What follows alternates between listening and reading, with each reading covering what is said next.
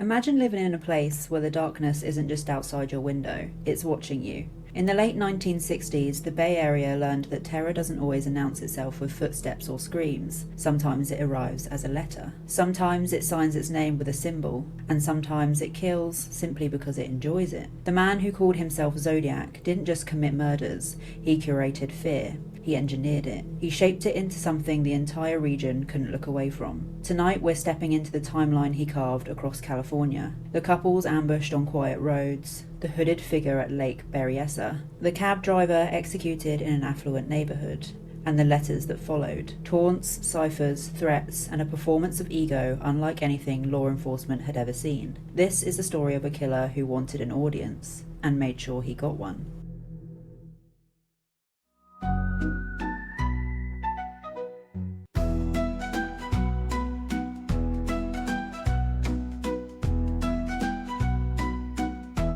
Hello everyone, welcome back to episode 51 of Spooky and Kooky. I'm Ellen. I'm Alice, and as always, if you're into spooky folklore, kooky mysteries and bizarre histories, then this is the pod for you. And today we are covering a case that was requested to us, and I'm really excited. It's going to be in two parts, and this is part 1 of 2, and it's on the infamous Zodiac case. Yeah, and we did actually have a couple of correct guesses, so... Yes. Well done, guys. Well done, yeah. Yeah, so this episode will cover the timeline and the letters, and then the second episode, Alice will look into the suspects and more of the psyche, would you say, behind? Yeah, so the psychological profiling, FBI profiling. Oh, Yeah. This is the thing that I love. So I have thrived, and I really hope that people find it interesting, because I know that it can be a bit heavy, but I've tried to make it as good as possible. And like we were saying, the Zodiac is a pretty big name, so Yeah. one of the first infamous serial killers. Yeah, you know. that's still unsolved. Yeah, that's still unsolved. Yeah, because a lot of those guys are caught. Yeah. Even years later, they were getting caught, and the Zodiac remains unsolved. So I think that's what kind of drives some of the curiosity and people looking into the case, because there are whole communities online that dedicate their lives to looking into this case. Like that, I realised that, like journalists or even amateur online sleuths, like people go hard for this case. But We're everyone just doing loves 2 a episodes. mystery, don't they? Yeah. I mean, it's like DB Cooper. There's people like they have conventions on it and everything. That spun me, the DB Cooper convention. Yeah, so this is another one of those. Another one of those things, so let's get into it. In the late 1960s, American law enforcement found itself staring into the dark heart of a predator unlike any they had ever encountered. A man who named himself Zodiac, a phantom who murdered without clear motive, who taunted police, who fed the public's growing obsession with fear. His letters dripped with contempt, his violence was deliberate. His presence, even now, feels like a cold hand closing around the throat of the Bay Area. Between 1968 and 1969, Zodiac carried out a series of attacks across the San Francisco Bay Area, killing at least 5 people and injuring 2. Later, he would claim 37 victims. Whether that number was truth or ego remains one of the many unanswered questions orbiting his legend. He referred to himself as the Zodiac in multiple letters sent to the press. In one, he wrote, "I like killing people because it's so much fun," a sentence that still feels like a blade dragged slowly across the skin of the era. The first confirmed Zodiac attack unfolded along Lake Herman Road on the 20th of December 1968. 16-year-old Betty Lou Jensen and 17-year-old David Faraday had only been seeing each other for a couple of weeks. This was their very first date. David met Betty's parents at around 8 p.m. polite and earnest, promising he'd have her home by 11. The evening was sweet, ordinary, a stop at a friend's house, a holiday concert at Betty's school, and then a quiet drive out towards the countryside. Eventually, David pulled into a secluded Lover's Lane near the pumping station on Lake Herman Road, a spot teenagers use for privacy. Suddenly, someone approached, firing 2 shots aimed at the side of the car in an attempt to get the couple out of the vehicle. David, exiting the car, was shot once at close range to the back of the head, behind his ear. Betty attempted to flee for her life whilst the attacker pursued her. Do you find it odd how many crime scene pictures there were in documentaries and online? What do you think is insensitive? I'm just shocked at how many there were in the news, because they were quite graphic, the ones that I saw. I don't know if it's like newspapers at the time trying to fuel fear and sell Yeah. their own papers and just exploiting for money, basically, because people buy it for shock value. Yeah, because obviously now you wouldn't get away with that. Yeah, because I know there's a saying apparently in the media, if it bleeds, it leads. So people will buy stuff when it's gory because of morbid curiosity, which I get. But just in modern day, I can't think of anyone's crime scene pictures of the scene that they showed in the documentaries. I can't think of anyone who's been plastered on a newspaper. You wouldn't get away with it now. You just wouldn't. Yeah, because it was their wounds. I can see it in my head because I saw it on the documentary, and I was like, okay, you can't just show this. Yeah, like this is in the newspaper. Like that's crazy. I know. Yeah, and you think, is it not just desensitizing people? Like the amount of crime stuff and the detail it goes into now. Don't you find that it takes a lot to be quite shocking now at this point? Yeah. Yeah, which as is someone terrible. Who looks into a lot of crime, it takes a lot to shock me. But I remember when I was in my teens and I was starting to get into looking into true crime and watching documentaries on it. And I remember the first time I saw a crime scene picture, I couldn't sleep that night. Yeah. I would be having nightmares about the crime. Yeah. And I would have to take breaks where I just wouldn't watch anything true crime related. And now I've desensitized myself to the point where nothing really shocks me, but it did shock me that was in the newspapers because it's really distressing. But not only that, like the families and they don't want to see that. Imagine seeing that of your loved one, and everyone's just reading it, buying it, and you would just want to buy them all and burn them, wouldn't you? Yeah. So actually, one of the criminal psychologists that I talk about in the second episode, he's been on a podcast and he said an infamous case that he didn't name, the mother of one of the victims, and I'm thinking, could it be Zodiac? But he didn't name it. But he said the mother of one of the victims said she went out and bought every copy she could find and just had it stacked up in her loft. Oh, really? And someone was like, well, why would you do that? And he said, well, it's quite clear why they would do that, because every copy she bought is a copy that someone didn't see. Yeah. And just when I saw those pictures, it reminded me of him saying that, but obviously he never named the case, so it could be Zodiac, it could just be another one that they plastered all over the newspaper, but I was thinking... And this is quite a harrowing scene when you think about it as well. 16-year-old. Plastered everywhere, and the fact that she was literally, you could tell that she would have been running for her life. Yeah. And there's just a picture of her downed in the road. And how many shots were in her back. Yeah. Yeah. And even there's the scene with the taxi driver that obviously you'll get into, but that was a horrible scene. I don't understand how they could print... That was just my point. I know I've gone off on a bit of a tangent so early on, but that was my point. I was shocked that they were in the newspaper, because usually if they do get released now, they're online. I think it's a sign of the times, to be honest. Yeah, and absolutely. This is like, I don't know, I feel like serial killers, not that it wasn't really a thing, so I just don't think that they knew how to deal with it that well either. Yeah. Which is evident from the way they dealt with the investigation as a whole. Actually, facts, so, I think it's just, a sign of the times, and like I say, you wouldn't get away with that now. Yeah, but you're absolutely right, it is a harrowing scene, and they were 16, and it's just... I was just shocked it was in the newspaper. Yeah, okay. Around 11 p.m, local resident Stella Madross left her home to pick up her son from the cinema. Just minutes into her drive, her headlights swept across something unsettling. 2 bodies lying near a parked car. She didn't stop, but instead she sped towards town, flashing her lights at the first police car she found, which I think smart, being a single woman in the car. Yeah, you're not going to stop. But imagine coming across that scene. That was just your worst nightmare, really. Yeah, I can't imagine that. When I'm driving, or when Rich is driving, I'm always looking at the side of the road, but I'm looking for like a bag of kittens or something. Yeah, not that. Or like some puppies to take home. Even when I used to walk my dog down the woods and he would be sniffing in the undergrowth, I'd be like, oh, please don't find anything like... Oh, yeah. One time Suki found a bone and I was like, oh my God. And Rich was like, no, that looks like it's from a deer or something. But I thought, oh God, I stumbled across something. Yeah, because I wouldn't be able to handle that. Like, that would... Again, like, there's so many victims to true crime cases because it's like, this is going to have a long-lasting effect on these people, and I just couldn't cope with it. No. Although sometimes I will say, when I'm driving and I see like a dense woods, I think, I wonder if there's any bodies in there. Yeah, because this would be perfect. Yeah. Yeah. And I just think, I don't know if anyone else thinks. Oh no. That's okay. No. It's like the places I used to walk my dog. I would be so worried because I'd be like, this is the perfect place. If someone was going to dump a body around this area, this would be it.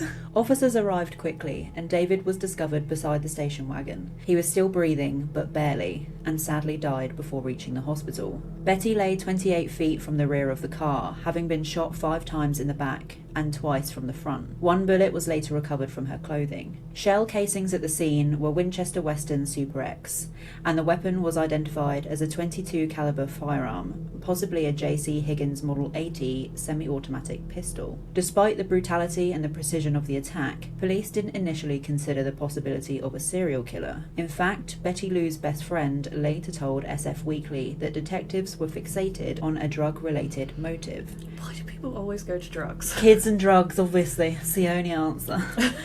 Refusing to entertain anything else. But Betty was an honor student, and David an Eagle Scout. Neither had any connection to drugs or criminal activity, and the assumption felt misplaced, even careless. And I don't understand why would that be drug related? So, I touch on this a little bit in my theories. I came across the documentary The Myth of the Zodiac Killer, and it goes into quite a far out theory that's not widely accepted. I'll go into it in this bit because I've only done a really short bit on it in my bit, and I was going to leave it open to people. If you would like us to go deep into the theory of the myth of the Zodiac Killer, that there was never a Zodiac serial killer, I would be happy to do an episode at a later date on it. I'll leave it up to people. But I don't put any weight to it. But one of the kind of threads that this guy looked into who kind of created this theory was that there's different motives, and there's motives for people to go after every victim. He's found other explanations of why they could have been killed. My issue with that is, if you looked at anyone, I know a lot of true crime cases, people say, oh, not them, everyone loved them. Even if you've got an ex-partner, there's a motive. And even you can find something so minuscule. So the drug connection that he was going into, and like I said, I didn't look into it properly. I watched about half an hour of the documentary and I thought, I can't even open this can of worms because my episode's already too long. I will leave it open for people at a later date. If you want us to delve into this theory, I would be happy to delve into it. But one of the connections for David Faraday, he had apparently confronted someone in the drug world, and apparently around this time in the Bay Area there was a lot of motorcycle gangs who were dealing drugs. Again, I don't know the validity of this, I just want to say that very clearly. This was just what was on the documentary, and David Faraday had apparently confronted someone about dealing drugs, and they believed he may be a snitch, so they went after him. But then someone even said, a critic of that, someone even said, well, why kill Betty then? Why not hide your identity and just go after Faraday? Yeah. And I get that they were in a secluded area, so it made it easy for that to happen. But he was killed very cleanly and instantaneously, and then she was the one that was pursued and suffered. So if that was the case, why would it not be the other way around?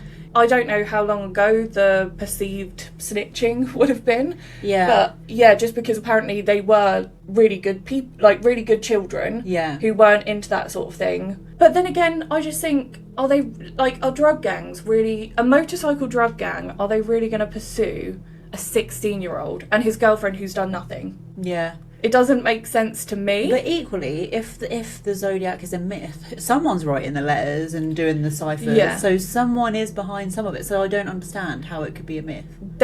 And this guy is so confident in this theory. He says he's got evidence. So this is why I'm leaving it open to people. If people want me to pull at this thread, we wouldn't do it soonish because we like to have variation. But we could do a part 3 just on that theory because they explain every situation. And they say they have evidence. I think they have evidence that could suggest what they're saying, but it could also be suggestive of something else. Yeah. So that was my perception of only watching half an hour of this documentary before turning it off and rolling my eyes. But again, loads of people have lots of different theories on this case. I'm not saying there's not. I think Unsolved, and it asks some good questions. Yeah. But I don't it's a stretch believe it. So I wasn't gonna, and it would have added a whole other hour onto my episode. And I'm not going to put anyone through that. So if people want it, just let me know in the comments. I'm a people pleaser. I'll give it to you.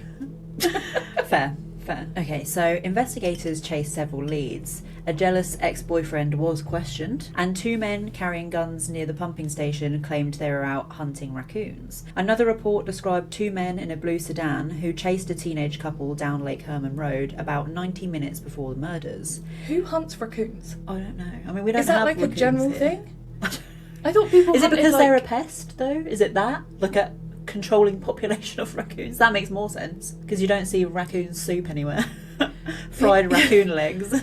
People from America, let us know. Is that a common thing? Because I've never... That is bizarre. Hunting raccoons. That just sounds like a really... redneck thing. Yeah, like a really budget version of, like, deer hunting. Let's I just go imagine shoot some raccoons. Maybe it is keeping the population down, like when people hunt Shoot badgers rabbits. because of the TV. Yeah. And rabbits, I guess. Yeah, because Or they're culling of pests to badgers. the... Yeah, I mean, I don't agree with any sort of hunting, but yeah, that just... Not saying that those guys did it, I just didn't understand why they were out shooting raccoons. Just casual. What a hobby. Police never identified the blue sedan nor a white Impala seen earlier that night. The second confirmed Zodiac attack happened on the 4th of July in 1969 in Vallejo. Darlene Ferrin was 22, a mother, married, and working as a waitress. That night, just before midnight, she picked up her friend, Michael Mageau. They planned to get something to eat, but Darlene mentioned she wanted to talk about something first. Mike suggested they head to Blue Rock Springs Park, a spot where people often sat and talked. Darlene parked, turned off the headlights, and left the radio on. A few minutes later, 3 cars full of teenagers pulled in, made noise, set off firecrackers, and then left. After that, the parking lot was quiet again, until around midnight. Another vehicle arrived, likely a brown Ford Mustang or Chevy Corvair, and pulled up beside Darlene's car with the headlights off. Mike asked if she knew the driver, and Darlene said, "Oh, never mind." It's a small detail, but it does suggest she may have recognised the person. The car left, then returned about 5 minutes later. This time it parked behind and slightly to the right of them, headlights on. The driver got out and approached with a bright flashlight. Mike assumed it was a police officer and reached for his ID. Instead, the man raised a gun and began shooting. Mike kicked his way into the back seat and was shot while doing so. The attacker then shot Darlene multiple times. As he walked back toward the car, Mike began shouting, and the man returned to fire 2 more shots before leaving, affording Mike a clear view of his attacker. Mike managed to switch on the car's blinkers, open the door, and fall to the ground. He saw the attacker's vehicle heading back towards Vallejo. At around 12:40 a.m., a man called the Vallejo Police Department from a gas station payphone, which would later transpire to have been in clear view of Darlene's home. His voice was low and monotone, and he said, "I want to report a murder. If you will go 1 mile east on Columbus Parkway, you will find kids in a brown car. They were shot with a 9mm Luger. I also killed those kids last year. Goodbye." Mike had been shot in the jaw, shoulder, and leg. Darlene died shortly after arriving to hospital. Mike was able to give a description of the assailant. Short, around 5'8", stocky, roughly 195 pounds, large face, dark clothing, no glasses. Darlene's sister, Pam Huckabee, later told the San Francisco Daily Democrat she believed she left the parking lot only seconds before the attack. As she drove out, a police car passed her heading in. And I think when she says a police car, she means maybe the same sort of vehicle as what the police would drive. She heard pop sounds but assumed they were fireworks. She also mentioned the attacker's car, it looks similar to a police vehicle, so that explains that. Yeah. But imagine you hear what you thought was fireworks and then you later realise that was your sister dying. Yeah, and imagine being Mike, who thought it was a police officer approaching, and then being like that complete blindsided. ambush. Yeah, horrible. There were reports that although Darlene was married, she had been dating at least one police officer. That, combined with the attacker's behaviour, approaching from behind using a flashlight, may explain why several victims initially thought they were dealing with law enforcement. According to Michael Keller's book, This is the Zodiac Speaking, Darlene also had connections to the first victims. She lived less than 2 blocks away from Betty Lou Jensen, attended Hogan High School, and knew Lake Herman Road was a lover's lane. doesn't prove anything, but it does show there were small overlaps between the victims' lives. Across both attacks, there was no sign of robbery or sexual assault, and nothing to suggest that the killer was motivated by anything other than the act of violence itself. Another pattern stands out. The killer appeared to focus more heavily on the female victims. In each case, the male victim was shot first and with clear precision. A single close-range shot behind the ear for David Faraday, and a rapid initial shot that incapacitated Michael Mageau almost immediately. But then I think, well, you're dealing with two victims as well. Yeah, and typically the males are going to be the strongest, generally, so you take them out first. But also, if they're the first shot, they're going to be the most surprised. And not that the females have lots and lots of time to react, but they have time to move and try and get away. Yeah. So they're not going to be able to shoot them as precisely as the males who are completely surprised. Yeah. By contrast, both women suffered significantly more injuries. Betty Lou Jensen was shot 7 times, and Darlene Ferrin was struck multiple times as well. The difference in the number of wounds suggests the killer may have directed more sustained aggression towards the female victims. Darlene's comment, "Oh, never mind," suggesting she may have recognised the driver who pulled up beside her car, becomes even more significant when paired with what happened after the attack. Within roughly 90 minutes of Darlene's murder, her husband, his parents, and his brother all began receiving phone calls. The caller didn't speak. Each call consisted only of heavy breathing. These calls started long before any information about the shooting was released publicly, which raises the possibility that the caller had direct knowledge of the crime, or was connected to someone who did. The first set of Zodiac letters was postmarked 31st of July 1969. 3 nearly identical versions were sent to the Vallejo Times-Herald, the San Francisco Chronicle, and the San Francisco Examiner. Each opened with, "Dear Editor, I am the killer of the 2 teenagers last Christmas at Lake Herman." The writer claimed responsibility for the murders of Betty Lou Jensen and David Faraday, providing specific details about the body's position, the number of shots fired, the locations of wounds, and the brand of ammunition used. He threatened to kill dozens of people if the letters were not printed on the front page by the 1st of August. Each letter ended with a circle and cross symbol, the mark that would later become permanently associated with the Zodiac killer. Each letter also included one section of a 3-part cipher. The writer claimed, "In this cipher is my identity." The first and largest cipher contained 408 characters, now known as Z408. On the 4th of August, the San Francisco Examiner received a follow-up, a 3-page letter responding to police requests for proof that the writer was genuinely responsible. It began with the now infamous line, "Dear Editor, this is the Zodiac speaking." Imagine if you were the editor that asked for that, and now he's directly speaking to you. You'd be like, oh my God. Do you think that the identity was ever in the ciphers? Probably not. I don't Because we know so. he loved to misdirect. Yeah, and I think that would be such a game. Although, to be like all of these people trying to decipher these ciphers, and there's not even my identity in them. However, you say that, but part of me thinks actually it could actually be in there because it kind of feels like he wanted to be caught, in a way, because the whole thing was attention seeking. Yeah. And that would be the ultimate attention seeking move, that he literally put his name in there to then be apprehended. Now there's a face to the infamous Zodiac killer, and he goes down in history. So I can believe actually that maybe his name was in there. So he was definitely focused on attention seeking, but attention seeking as Zodiac. If he got found out, people would know him who he really is, and also people are going to say, "What dumbass puts his identity in a cipher and gets caught?" And the whole thing with the Zodiac is kind of like, oh, he was this criminal mastermind. If he did that and then got caught,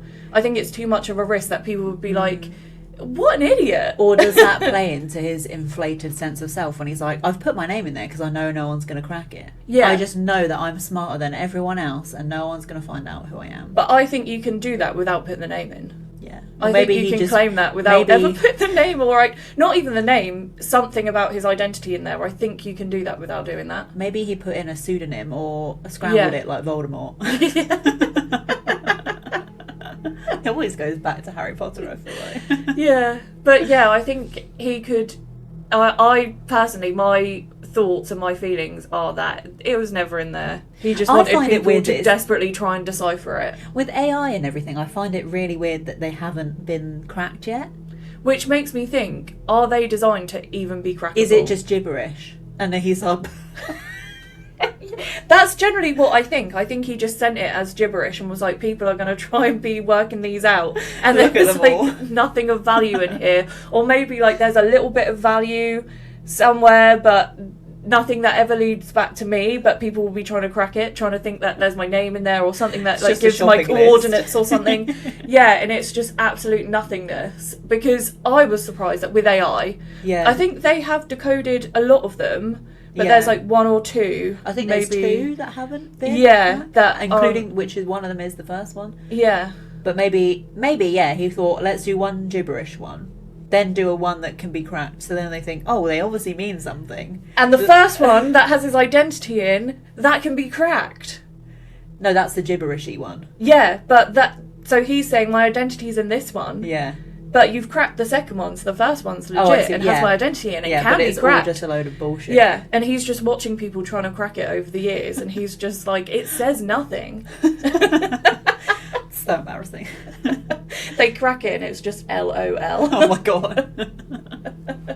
The sender described the shooting of Michael Mageau in detail and referenced the golf course caretaker near Lake Herman Road. He also explained that he had taped a flashlight to his gun to help him aim in the dark. The letter mentioned the cipher again. By the way, are the police having a good time with the code? If not, tell them to cheer up. When they do crack it, they will have me. Such a douche, honestly.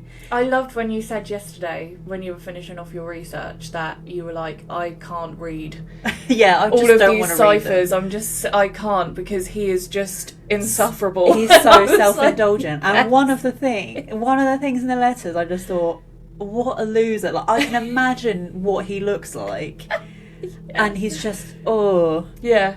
And the fact that Mike described him as 5'8", it gives me a little, like, sense of delight that he was, not that short men, love the short kings, love a short king, but it just makes me happy that he wasn't 6 foot or over. You know what, this bit makes me happy.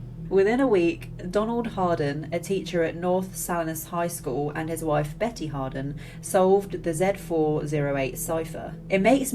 This makes me happy because it was Betty that solved it, and I just think, if he does hate women, lol at you, because it was a woman that cracked your cipher. Betty identified 2 likely cribs. Words she suspected would appear in the message. She believed the killer would begin with I, and the words like kill or killing, or of the phrase I like killing, would appear. Her instincts were correct. The full decrypted message read, I like killing people because it is so much fun. It is more fun than killing wild game in the forest, because man is the most dangerous animal of all. The best part of it is that when I die, I will be reborn in paradise, and all that I have killed will become my slaves. I will not give you my name because you will try to slow down or stop my collection of slaves for the afterlife. I thought you were giving people your name. Honestly, this is why he's insufferable. This guy. Jesus Christ. Oh... Some investigators have suggested this may have been a deliberate attempt to mislead police into thinking the killer was motivated by occult or spiritual beliefs, but there is no way to confirm that. The message also referenced Richard Connell's 1924 short story, The Most Dangerous Game, in which Count Zaroff hunts humans for sport. It's often noted that both Zaroff and Zodiac begin with the uncommon letter Z, though this may simply be coincidence. I think he wanted to upset people. Yeah, I mean, that's really going to upset people, isn't it? That he said, I'm going to go to paradise and the with people slaves. That is, I don't think there's any occult meaning to it. No. Again, why are we bringing the occult into it? I think that is literally just him being like, another jab. Yeah, how can I inflame this situation? Salt in the wound. Yeah. And yeah, he is very contradictory if he's saying, you'll never find out who I am, even though I said in my first letter that my identity's in there. Honestly, this is why I dived into the psyche of him, because... He's got small man syndrome, hasn't he? Yeah, I needed to really just bring him down. Yeah, bring him down to 5'6", why not? Yes. His height's not the only thing that's small. Let's just say that. A witch stole it, okay? Throwback. People, if you want to get that joke, go to episode 7.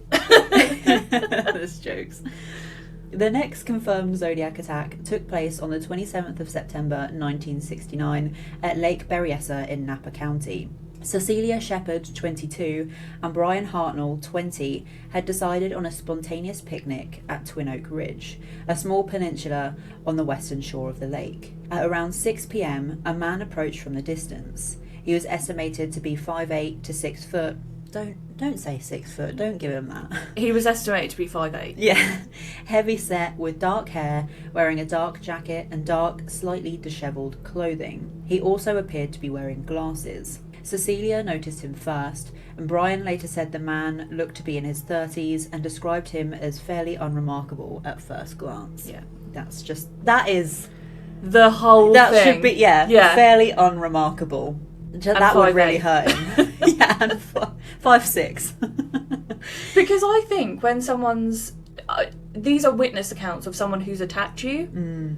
You're going to see them as taller. Yeah. Especially if you're sat down. That's what I was going to say, they're sat down. So it's probably quite hard to tell unless there's something to reference. So 5'6". And again, love a short king, but not this short man. Short creature. The man... This is the weirdest one as well, I think. The man briefly stepped behind a tree, and when he re-emerged about 20 feet away, he was wearing a hooded costume. Like, the fact he made a costume, I think, you are pathetic. Just the image of him sat in a dark, dingy basement of his mum, who doesn't even love him, his mum's sewing machine, making a costume with his mum's sewing machine, just like chuckling to himself, like, what a weirdo. Yeah. And stepping behind a tree to be like, yeah, you're weird. So weird. The hood was black with a bib that extended almost to his waist, and it displayed the same cross-circle symbol seen in the Zodiac letters. The fact that he also branded himself as well, I just think, oh my god. Yeah, someone I compare him to, which he's not exactly the same that I'll get into, but he's like Dennis Rader, BTK, is the biggest loser, and he also branded himself the BTK. Like, no one did that for them. Yeah. No one gave them these identities. They gave themselves them and then gave them to the press to be like, this is who I am. And it's just like, you're such doing an the ick. most. Yeah, you're doing the most. You're wearing it on a costume. Like, this to me is him, because obviously the other ones, he didn't have a costume on. No. I think this to him, because the identity had been like growing in the media, I think this was him almost becoming the identity, like putting the costume on, like, with the symbol on, and it's giving executioner, isn't it? This is what he wants to just reaffirm. Yeah, and I don't want to take away the horror from this absolute murder, like gruesome, horrible murder, but can you imagine if me and you were sat in a field and a guy was like, just an unremarkable guy was like kind of being a bit weird and then like hid behind a tree and we were just looking at each other like, what's he doing? Like, what creep? And then he came out in that and we would just be like, let's all point and laugh. Oh my and then God. yes, we would have been brutally horrifically murdered because we laughed at him. Well, not he was going to kill us anyway, yeah, I know, but I would have so wanted to get the laughs in before that. But me and you would crease up because what are you doing, sir? What are you doing? How is this the way you're spending your time? But yeah, like, not to take away the gruesomeness of it, but when you take away the killing, it's the just stuff a he sad was doing man. is ridiculous. Sad ridiculous. And the fact that the hood had cut out holes and he had like little clip-on glasses, like the glasses. I saw the picture and I was just like, okay. Well, that was a choice. Bring it to the runway. Run away. I mean, like you say, it was horrific, but this guy is just insufferable. And I go into it in my one, the best thing we can, when I go into the psyche of it, we'll see why, but the best thing we can do to this killer is just laugh at him. Yeah, that is what he's going to hate the most. So this is what this is the only thing we can do that jabs at him, so yeah. I'm going to do it. Not just because I do find him hilariously pathetic. Brian thought he could see brown hair through the eye holes, but it's difficult to know because obviously so much horrific stuff happens, you never know with an eyewitness testimony. The man carried a long knife and held a large semi-automatic pistol, which he aimed at the couple. He said he wanted their money and car keys, claiming he needed their car to travel to Mexico. BTK also did this. I think he was just... And he only held up this story for the most minimal amount of time. So I thought, were you just thinking of that in the car on the drive here? Like, because you're such a small man, you're just thinking, how can I subdue them quickly? And I'll just say that I wanted to steal BTK didn't want to fight. He just wanted to get them tied up. And then he would reveal himself and, like, say to them, like, I'm the BTK and I'm a bad guy. But at first, he would break into their home and be like, I'm an escaped robber or some sort of bullshit like that. And be like, I just want your car keys, but I'm going to need to tie you up.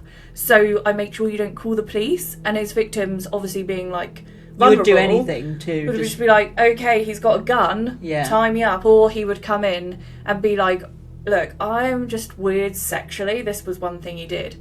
I'm just weird sexually. I just want to tie you up and take some pictures. Otherwise, I'm going to kill you. So they were just like, one of them was even I'll just have a cigarette.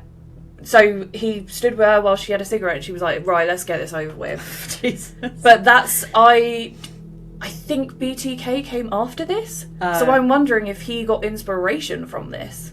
I think it would have done. So that's interesting. Because, that's a very similar story to one that he used.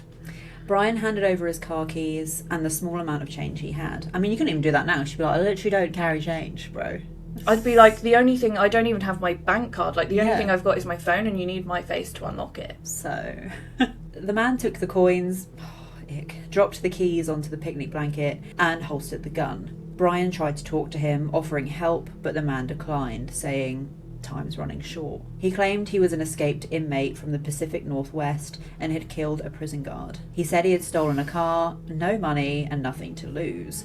Brian couldn't recall the exact town the man mentioned, nor did he notice any particular accent. The conversation continued briefly, mostly about the man's supposed car, before he removed a clothesline from his belt and instructed Cecilia to tie Brian up. Brian hesitated, and the man shouted at him to get down. Cecilia tied Brian's hands, then took out the wallet and tossed it towards the man. After she finished, he tied her up as well, tightening the knot she had used on Brian. Brian later noticed that the man's hands were shaking. The man then said, I'm going to have to stab you people. Brian responded that he couldn't bear to see Cecilia stabbed and asked the man to stab him first. The attacker replied, I'll do just that. That's awful. Yeah. Brian was stabbed 6 times and Cecilia was stabbed 10 times before the attacker left the scene. Brian later described the attacker's knife as a foot-long double-edged blade with wooden handle slabs, 2 brass rivets with white tape wrapped around the area where the guard would normally be. After stabbing the couple, the man walked over to Brian's car and drew the Zodiac symbol on the door. Beneath it, he wrote the dates of the previous attacks, adding this one to the bottom along with by knife, which actually it was by Nif because he missed out the E for some reason. And people call him like this linguistic genius. Yeah, it just reminds me of, do you remember on one of the last days of school, I think it was the year above us, when they spray painted the walls and one was like I am Voldemort, but they spelt Voldemort wrong. Oh no, I don't remember that. And it's just like, wow. It makes me laugh also that when he came over and gave this elaborate story of that he was an escaped inmate, he just had to add in there like, I killed a prison guard. And it's like, okay, whatever. Like, and if you stole a car, just drive that car away. Why do you need to steal my car? Think of a better story. Jesus. At 7:40 p.m, a man called Napa County Sheriff's Department and said, I want to report a murder. No, a double murder. They are 2 miles north of Park headquarters. When the operator asked where he was calling from, the man replied, I'm the one that did it. I'm surprised he left so many people alive, because obviously, who survived out of these two? Brian, I thought it was. And he obviously left one of the other ones alive as well. Mike, yeah. And I was just quite shocked that he left survivors, because I don't think it was intentional. I don't think it was either, but that just shows how shit he was at everything. Like, you can't even, because I heard a forensic scientist say this on TikTok, like, the actual act of killing someone isn't difficult to do. Like, people think it is because, for, say, me and you, it's difficult to kill someone because we have a conscience and we can't stomach it. Yeah. And we have empathy, compassion, all of that. So for normal people, it's a really difficult act to do. Yeah. But he couldn't even do that. He doesn't have those things, but he couldn't even do... And he had a gun. Yeah. Like, one of the easiest ways to kill people. But the knife is so much more personal. The knife is more... I go into why he possibly made the switch in the second one, so that's coming. But also, by knife, I think it's... If you get stabbed, it's easier to kill someone by stabbing them multiple times than shooting them, because it does more damage. But he couldn't even do that right. But do you think it's interesting that it was men that survived? Because I think that feeds into the fact that he didn't really care about the men. His fixation was the women, and the women always died. I don't think he had resentment towards women specifically. I think he had resentment against the world. Because I think it's coincidence that the men survived. And I think it's like we said, he dealt with the men first and then went to the women. But I think he dealt with them not really caring if they lived or died, but he made sure the women definitely didn't live. I think he wanted them... I think he did care if they lived or died because he was reporting them as murders, not attack. So I think but as in, like, he did what he did and just thought that would be enough. Like, not really. Yeah. And then... Because he's shit at it. He is just... You can't even do that right. Yeah, I just don't know if he really cared about the men. I don't know if it was more that... And this might be... I haven't looked into the psyche part, but they're always couples. And I don't know if he saw, like, the man as him and then the woman who he... resented for any sort of like brush off or like putting him down, making him feel small. So the men, he kind of was like, I've subdued you. If you die, you die. If you don't, you don't. I'm gonna think that I've done enough to kill you, but don't really resentment care. Is over here. Yeah, I hate you.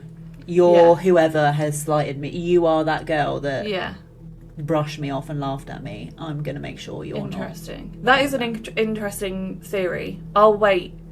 Yeah, you can wait to tell me why that is not correct. No. I think it can be applied, but I'll wait until the bit. Otherwise, this episode it's just going to be mixing and matching. So we'll wait. So he then dropped the receiver instead of hanging up, and the call was traced to a car wash in Napa, where investigators lifted a palm print from the phone.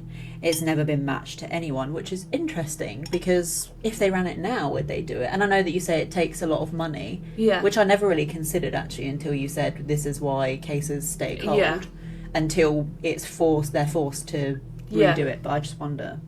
I'm sure they have run it again, surely. I don't know. I'd like to think You'd think. I know one of the pieces of the DNA that they have, and I go into it when I talk about suspects, it's like a bit of DNA from one of the letters.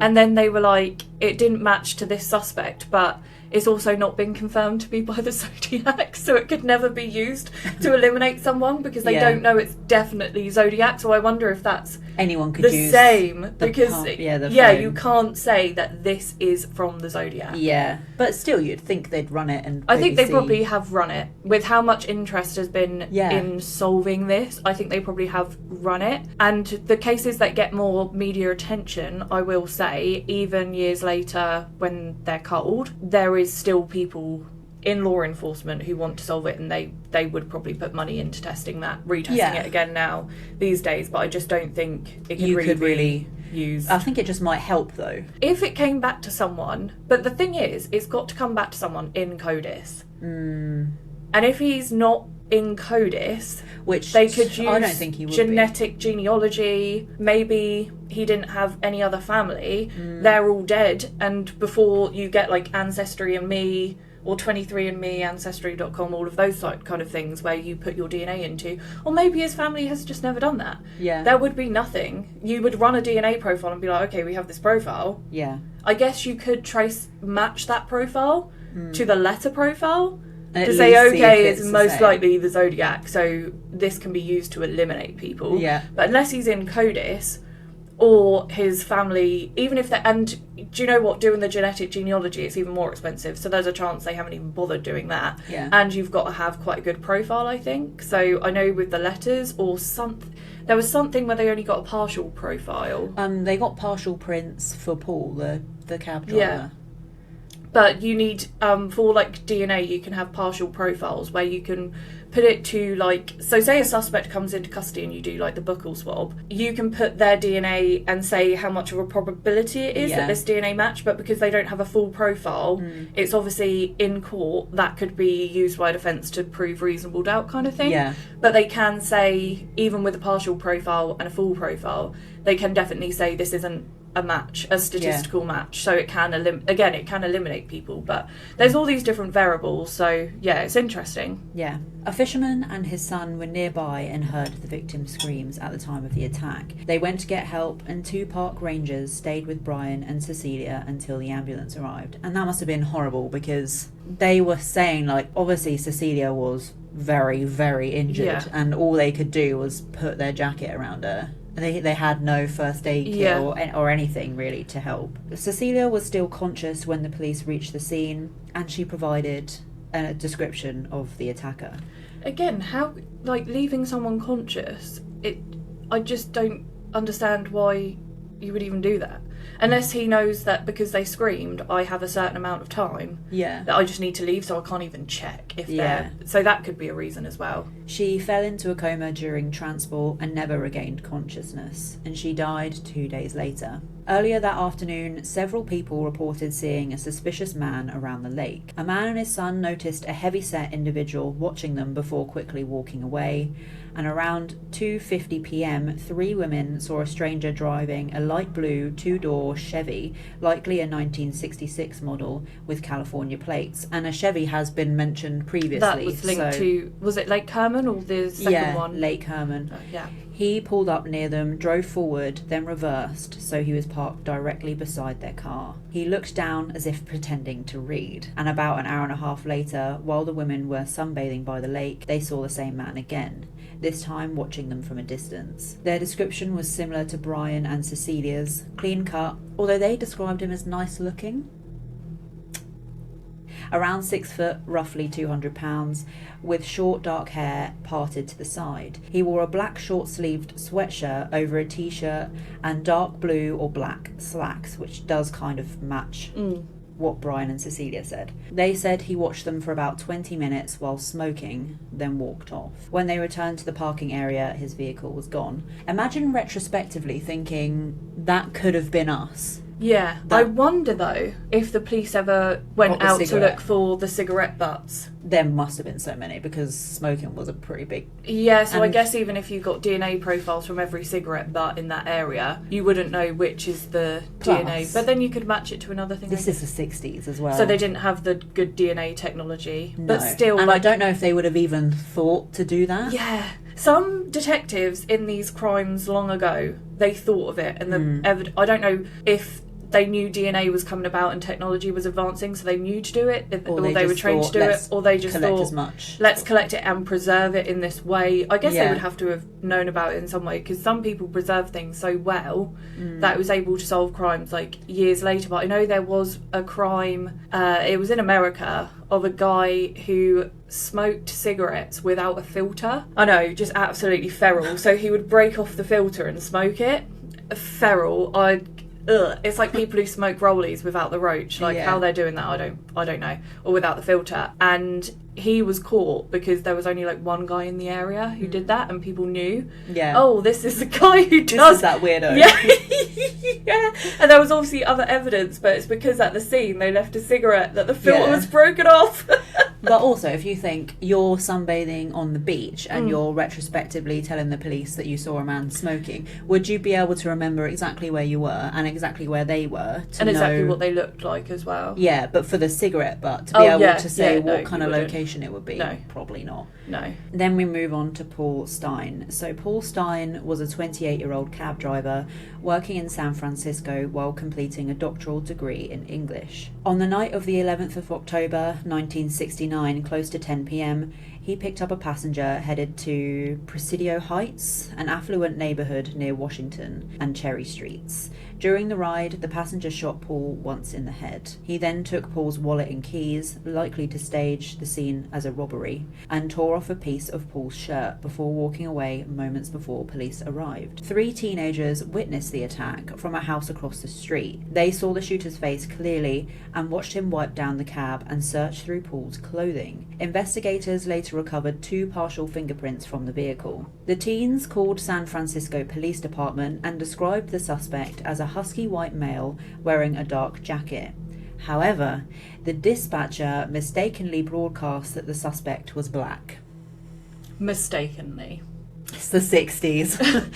What does husky mean? Like husky looking? Well, I always think husky refers to the voice. Yeah, but husky looking like... Maybe like broad? Yeah, or maybe like a husk. Like a husk of a man. Or like wrinkly. I think know husky always like... I would associate that as kind of like No, I just mean like kind of like wide face. Dark eyed, like husk. I don't know. That's a weird description. If someone told me that and I was an investigator, I'd be like, what's your definition of husky to you? I'm going to need more. I don't know what you mean, my guy. You picked an interesting descriptor there. I'm going to need more. But yeah, so they were going completely the wrong way.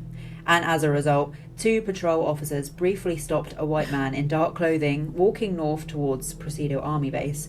According to author Michael Keller, the officers even spoke with him. He claimed he had seen someone waving a gun and heading east. The Zodiac killer later confirmed in a letter that he had spoken to police that night. By the time additional officers arrived to search the area, the suspect had disappeared. Witnesses helped create the now familiar composite sketch. They described the man as 35 to 45 years old, around 5'8", heavy-set, with short brown hair, possibly with a reddish tint, and wearing glasses. Because the crime didn't match the Zodiac's earlier pattern, police initially labelled Stein's murder a routine robbery gone wrong. That changed on the 13th of October 1969, when the San Francisco Chronicle received a letter stating, "I am the murderer of the taxi driver." Oh, by this point, you'd just be rolling your eyes like, oh, he's writing us again.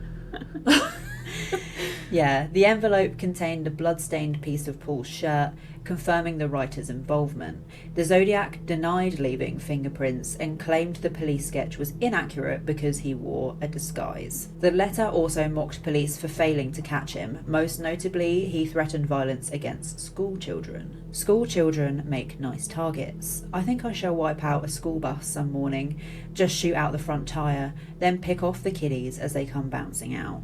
What a horrible piece of shit. I don't think he was ever going to do that. He was never going to. No. Because that would be so high risk as well, writing what you're going to do before you do it, because the police response to this was then to like patrol school buses. But that's what he wanted, to know that he had the power to make them do that.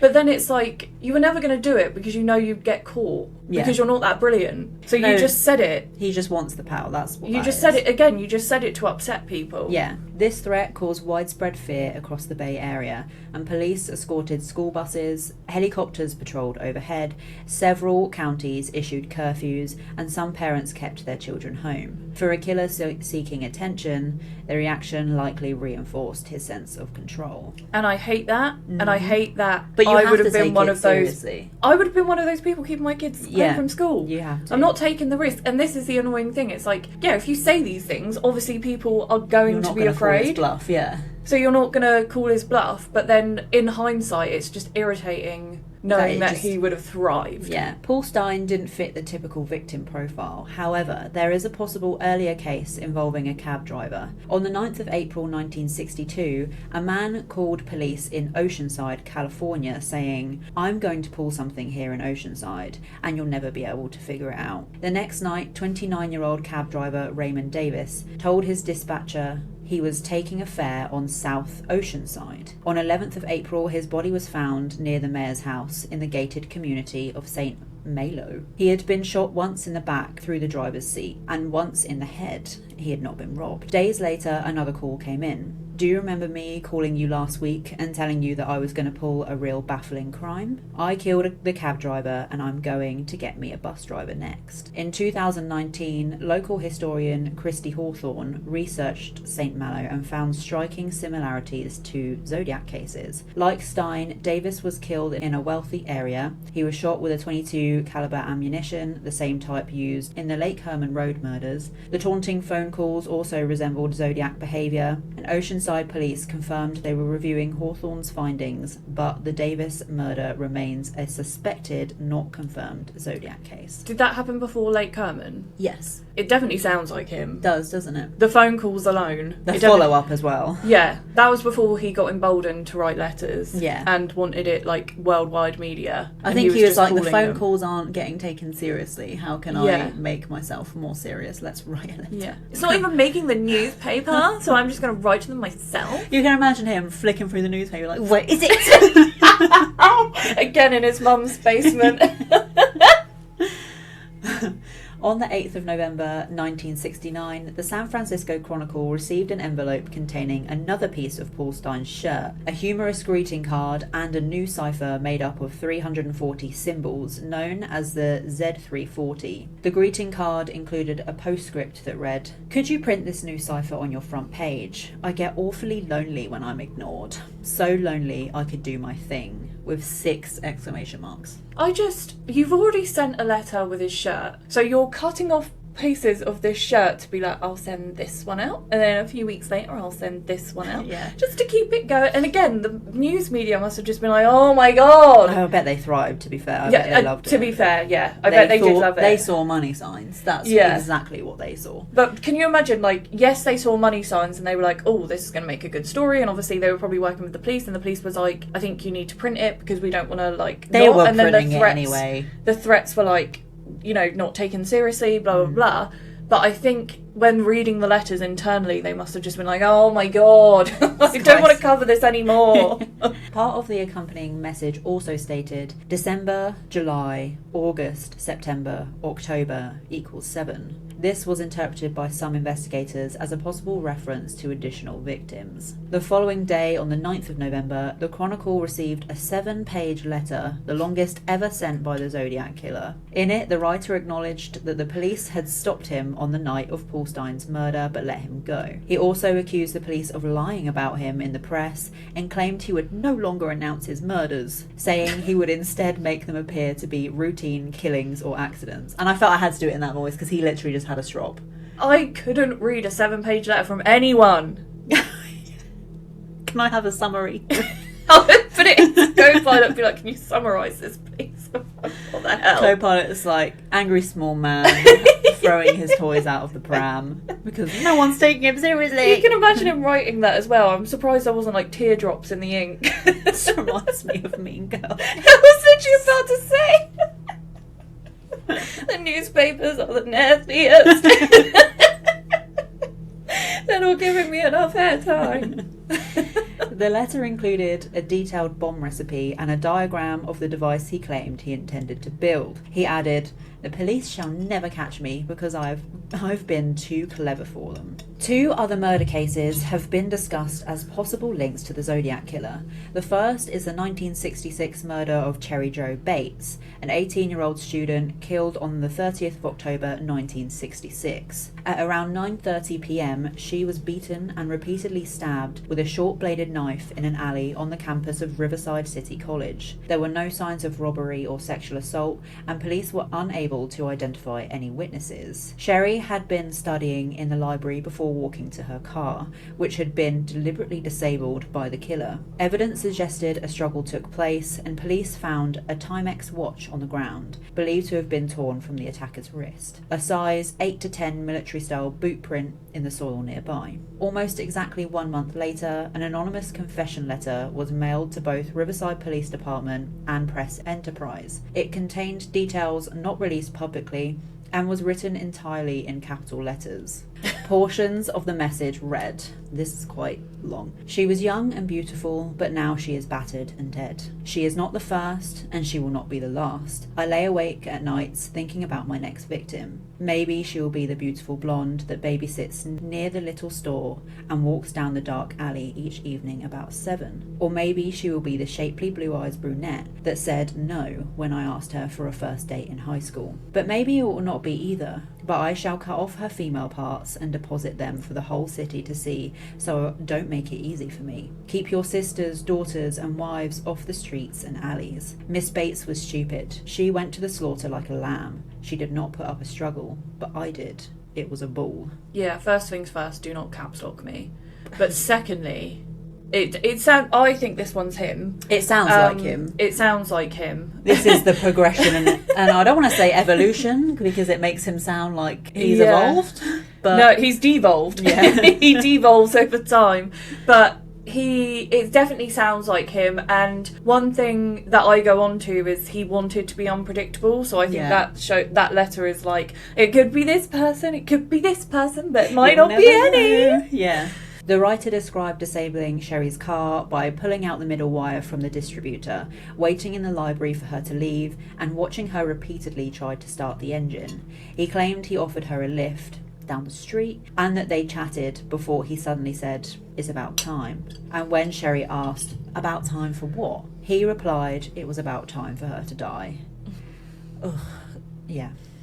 He wrote that he attacked her as retaliation for past rejections, and he said, "Only one thing was on my mind, making her pay for the brush-offs that she had given me during the years prior.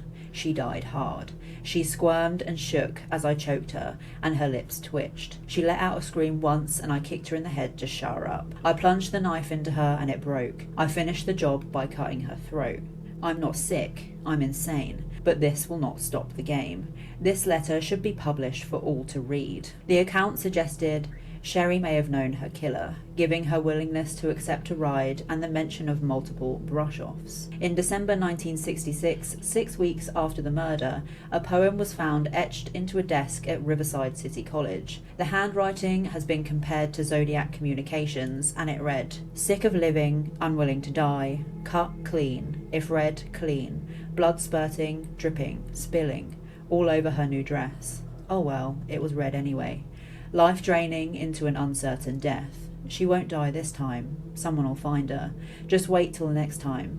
Ending with the initials RH." I mean, that's a bit coincidental. Yeah, I've heard of that one with the letters at the end. Mm-hmm. I think this, because I didn't read that letter where he says about past rejections or past brush-offs. Because I've read only two of the letters. Mm. Because, like you said, they are insufferable and I'm not sitting through and reading that. I don't need to. But I didn't read that one, and that makes me think maybe it was a problem with women. And I don't think he knew her. I don't think she was the person who brushed him off. Because, again, one of the criminal psychologists I go into, he talks about a lot of killers having a prototype. Yeah. And the prototype will be someone who has wronged them, maybe in the most minuscule of ways, because these people hold on to stuff. Yeah. And don't let it go, just let it fester. Mm-hmm. So maybe it was women that he was angry at, but then he murdered Paul Stein, so I think he did want to be unpredictable. Yeah. And I think maybe he started off with women, and then it, like you said, it just kind of, I don't want to say evolved either, but it just kind of like he just spiraled. And I think it got a bit more like he wanted to prove a point, but I don't think he ever knew what really the point he was proving with it. Or possibly it started out with women, but as he publicised himself, it got harder for him to do what he wanted to do, so he thought, well, now I'm just killing because I want to keep... Yeah, and I want everyone to fear me. Yeah. I want everyone to fear me, and I want to be unpredictable. Yeah. In March 1971, the Zodiac wrote to the Los Angeles Times and included a line that appeared to reference the Bates case. And he said, "I do have to give them credit for stumbling across my Riverside activity, but they are only finding the easy ones. There are a hell of a lot more down there." He never used Sherry's name, never described the crime, and never explicitly said he killed her. Instead, he used the vague phrase "my riverside activity," which investigators and journalists interpreted as a possible claim of responsibility. But again, like you say, if he claimed, 37 victims, could he just be like, oh, I'm just going to say I did that one? I think with the behaviour, I think it does match. Yeah. I go into what ones are probable, and that one is one that I definitely think is probable. But yeah, 37's bullshit. Yeah. Straight up, I know it wasn't 37. Yeah. So the second case often discussed in connection with the Zodiac killer occurred on the 4th of June 1963 in Santa Barbara County. 2 high school seniors, 18-year-old Robert Domingos and his fiancée, 17-year-old Linda Faye Edwards, had decided to spend senior ditch day at a beach near Gaviota State Park. Probably Roll said with that it. wrong. We're rolling with it. We're just going with it. They never returned home, and their parents reported them missing on the 5th of June. The following day, Robert's father went to the beach to search for them and discovered their bodies inside a deteriorating shack. Both victims had been bound with rope and shot with a .22 caliber weapon. Robert had been shot 11 times and Linda 9 times. The killer had dragged their bodies into the shack and attempted, unsuccessfully, to burn it down. The ammunition used was Winchester Western Super X, the same brand later used in the 1968 Lake Herman Road murders. The bindings also resembled those seen in the 1969 Lake Berryessa attack, adding to speculation about possible connection. It wasn't until 1972 that Santa Barbara County publicly acknowledged the potential link, and Sheriff John Carpenter stated, "There appears to be a high degree of probability that the Zodiac killer committed the murders. Although the anticipated response to this statement would be one of skepticism, let me say we do not make this assertion frivolously." The case remains suspected, not confirmed, but the similarities in ammunition, binding style, and overall method continue to draw attention. The only thing that stops me from thinking that one's Zodiac is that he tried to burn the evidence and he dragged them away from the crime scene, which isn't really seen in any other... Like, he doesn't try and hide his crimes. He wants people to see them. Yeah. So that wouldn't really... I wouldn't understand his motive, because that's the whole reason, so... Although, this could be his first double, and he thinks, I'm practising, I don't want this on my record. So let's just pretend this never happened. That is a likelihood, but obviously it does sound similar, but the fact there was no gloating about it, or, like, he tried that's to... what I mean. That's what is it because it's a practice? Yeah. That sounds horrible to call it a practice run, but you know what I mean. They do that. He's gone from one person to 2, and he's trying to figure out how that works. But he doesn't want to claim it because it's not perfect. It's because That's he seems like that kind of person. To me. After the confirmed attacks ended, the Zodiac killer continued to communicate with newspapers and police, sending a series of letters that shifted away from describing crimes and instead focused on taunting authorities, threatening the public, and reinforcing his own mythology. These later communications became increasingly erratic, but they still formed a significant part of the case's history. In December 1969, Zodiac sent another letter outlining how he planned to blow up a school bus, like I said, complete with a more detailed bomb diagram. He complained again about the police lies and described how people would run like scared rabbits, continuing the theme of threatening school children that had already caused widespread fear across the Bay Area. In April 1970, he mailed the "My Name Is" letter, which included a short 13-symbol cipher, Z13, and repeated his claims that he was collecting slaves for the afterlife. 2 months later, this is the one that I think is just the saddest thing. In June 1970, he sent the button letter, demanding that people wear or display his cross-circle symbol and threatening another bus attack if they did not. Another one? You haven't even done the first one! The first 2. But just imagine, he's now trying to merch himself. Like, I've included a couple buttons that he didn't, but just... Who's making these buttons? What, the police are going to get onto a manufacturer and he's be like, we need loads of buttons. This is going to sound crazy, but we need the Zodiac on pins. God. Honestly. What a sad little man. He could have really outed himself, though, if the police made the buttons. And then he was just going out with like 20 pins his to whole chest. Shirt is he's like, up. Maybe it's that guy. Ooh. He's made a flag as well. I want a Zodiac parade. That That would be the next thing. If they endorse the buttons and they follow through with that, he'd be like, next thing, I want a whole town parade with a float. God.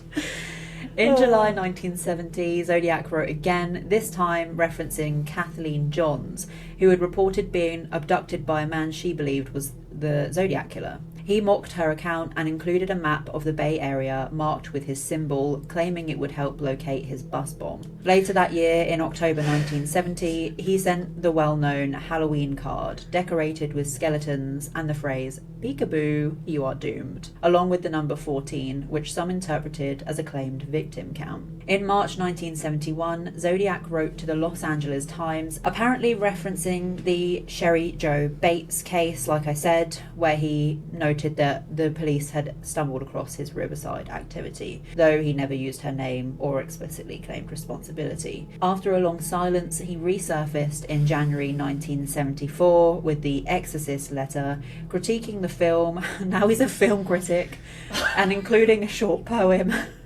This guy has no friends. Like, he can't even go up to his friend and be like, did you see that Exorcist film? I didn't really enjoy it. He has to be like, hi, this is the Zodiac. I just saw The Exorcist and it was rubbish. Like, go away. No one gives a shit what you think about anything. No one's asking for your letters, mate. Sorry. That's a bit fast, but shut up.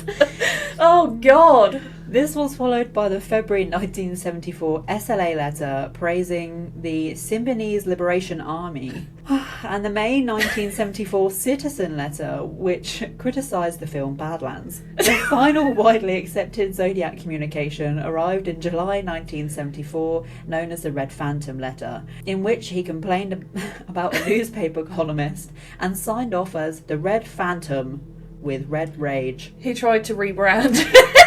He's like, I'm going into film critics. He thought this Zodiac thing isn't getting the attention it used to. I'm just going to soft launch the Red Phantom. And by the way, that new restaurant...